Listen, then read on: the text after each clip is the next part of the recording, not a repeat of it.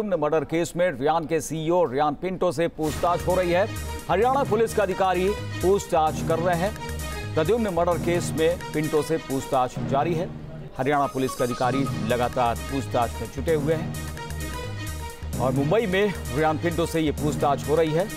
और बॉम्बे हाईकोर्ट ने कल तक रियान पिंटो की गिरफ्तारी पर रोक लगाई है।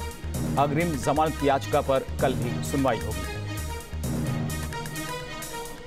इस बीच पिंटो परिवार को बॉम्बे हाईकोर्ट से राहत मिली है। पिंटो परिवार की अग्रिम जमानत पर सुनवाई कल तक के लिए टल गई।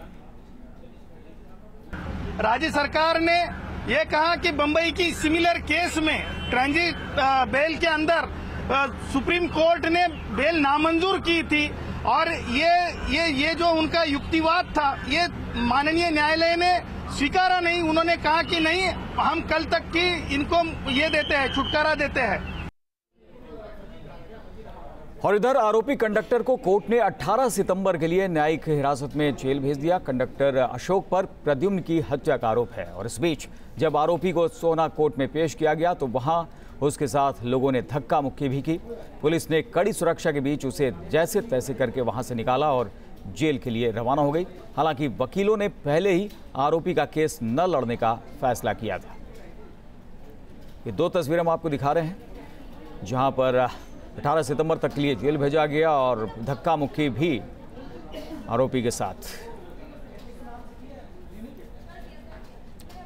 और अब आपको उस बस ड्राइवर की जुबानी उस दिन की कहानी सुनाते हैं जिसकी बस का कंडक्टर था आरोपी अशोक।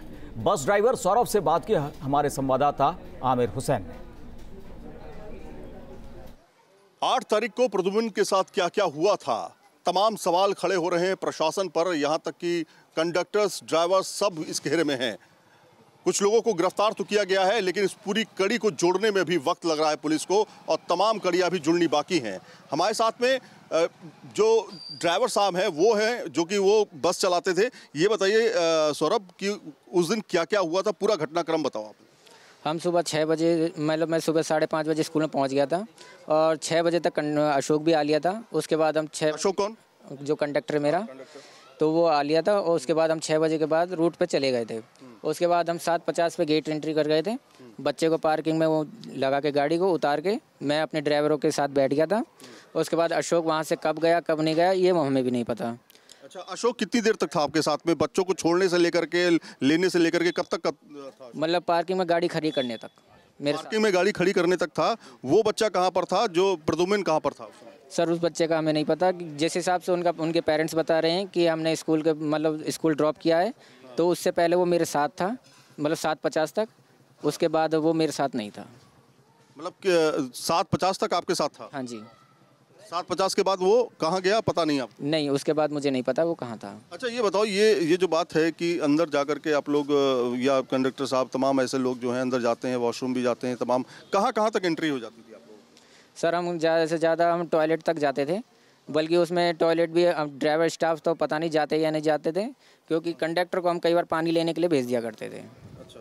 तो खास हो सकता है कि वो जैसे पानी लेने जाता है तो उसके थोड़ी सी आगे टॉयलेट है, तो वो टॉयलेट भी यूज़ करता हो। तो उस दिन के बारे में ठीक याद करके बताओ कि क्या क्या हुआ था, तुमने क्या क्या देखा अपनी आँखों? जिस टाइम ये हादसा हुआ था उस टाइम हम बस में अपनी बैठे हुए थे। जो सारे 7:50 पे हमारी गेट एंट्री हो गई थी अंदर। उसके बाद मैं अपने ड्राइवरों के साथ बैठ गया हूँ और अशोक वहाँ से किस टाइम वहाँ से गया वो मुझे भी नहीं पता। तब जब ऑफिस के वहाँ से चीख पुकार होती है तो हम उस तरफ भागते। कितने बजे चीख पुकार होती है? सर ये टाइम फिक्स तो नहीं पता कि करीब 8:05 या 8 का ऐसे कुछ टाइम का था। तो हम ऑफिस की तरफ भागते हैं, तो ऑफिस की तरफ बाहर अंदर से ये मैनेजर जैस थॉमस और अंजू मैडम बाहर आती हैं चिल्लाते हुए। जो जैस थॉमस उन्होंने कहा कि गाड़ी लेके आओ। मैं गाड़ी लेके आता हूँ और साइड में लगवा दी जाती है। जब तक मैं गाड़ी से उतरता हूँ बच्चे को वैगनार में बैठा के हॉस्पिटल ले जाते हैं। और उसके बाद जब हम देखते हैं तो जो मेरा अशोक कंडक्टर है वो पूरा सिर से लेकर पाँव तक खून में नहाया हुआ होता है। उसके हाथ में कुछ था?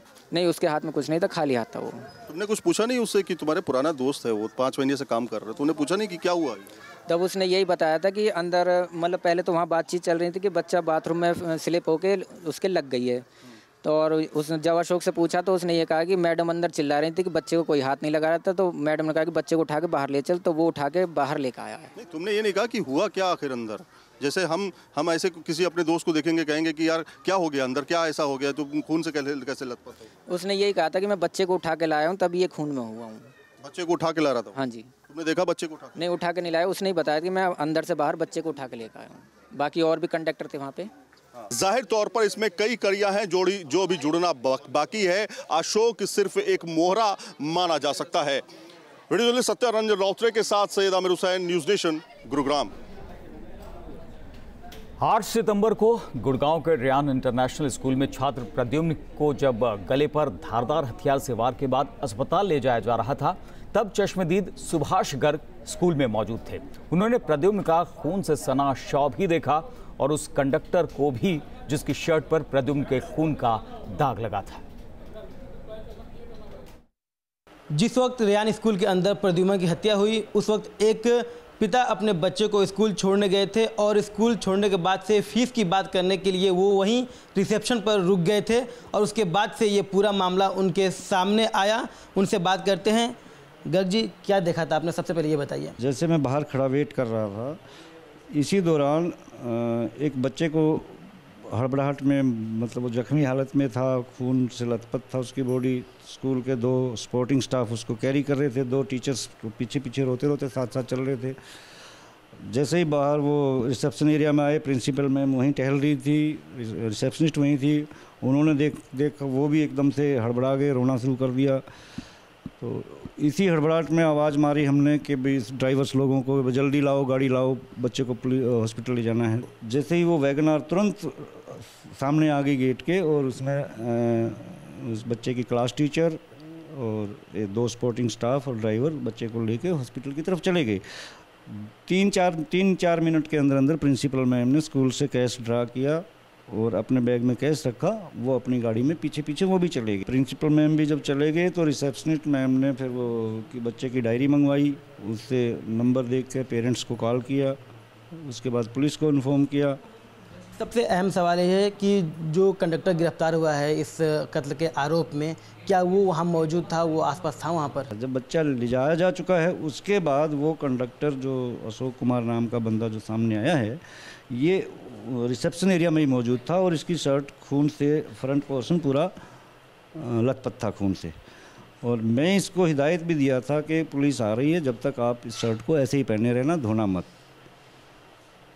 आपने एक वीडियो भी बनाया है पूरे इंसिडेंट का, पूरे कॉरिडोर और बाथरूम का। हाँ, वो बात की बात है। उसके बाद हमने जाके बाथरूम वगैरह एरिया वो देखा है, वो क्राइम सीन देखा है। उसके बाद स्कूल के सिक्योरिटी स्टाफ को, पीटी टीचर की मदद से हमने बुलाया है, बाथरूम को लॉक करवाया सबसे पहले। उसके बाद मैंने ही बोला उनको कि भैया इसको कॉरिडोर को दोनों तरफ से बैरिकेड कर दो और 2 सिक्योरिटी स्टाफ यहाँ पर लगा दो, ताकि बच्चा को यहाँ से ना गुजरे, बच्चा खून देख के घबरा जाएगा। सुना आपने, सुभाष गर्ग जी बता रहे थे कि ये वहाँ पर मौजूद थे, प्रद्युम्न की बॉडी को इन्होंने देखा था, खून से वो पूरी तरह से लथपथ था और उस कंडक्टर को भी उन्होंने देखा था, उसका शर्ट खून से भीगा हुआ था। और ये भी इस बात की डिमांड कर रहे हैं कि इस पूरे मामले में अब सीबीआई से जांच करानी चाहिए। वीडियो जर्नलिस्ट जयराम यादव के साथ रिजवान आरिफ, न्यूज़ नेशन, गुरुग्राम।